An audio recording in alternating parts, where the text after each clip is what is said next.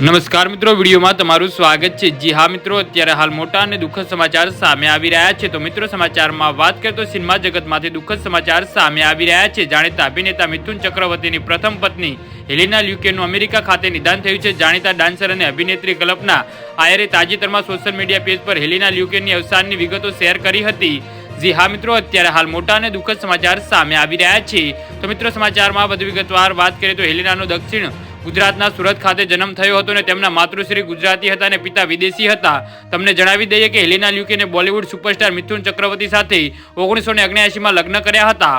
જી હા મિત્રો, અત્યારે હાલ મોટા સમાચાર સામે આવી રહ્યા છે। પરંતુ મિથુન અને હેલિનાનો વૈવાહિક સંબંધ માત્ર 4 મહિના સુધી સીમિત રહ્યો હતો। અમિતાભ બચ્ચનની ફિલ્મ મર્દના બ્રિટિશ રાણીનો લીડ રોલ ભજવ્યો હતો। મનમોહન દેસાઈએ બ્લોકબસ્ટર મસાલા કર્યું હતું। હેલિના લ્યુકે એક ઉમેદવાર બ્રિટિશ રાણીની ભૂમિકા ભજવીને પોતાના અભિનયનો ઓસેસ પ્રાપ્યો હતો। આ ઉપરાંત હેલિનાએ આહો પ્યાર કરે, દો ગુલાબ અને સાથ સાથ જેવી ફિલ્મોમાં પણ કામ કર્યું હતું। જી હા મિત્રો, તો આના વિશે તમારું શું કહેવું છે તો નીચે અમારી કોમેન્ટ બોક્સમાં જરૂરથી જણાવજો અને અમારી યુટ્યુબ ચેનલને સબસ્ક્રાઇબ કરવાની ભૂલતા નહીં। વિડીયો પૂરો જોવા બદલ તમારો ખૂબ ખૂબ આભાર।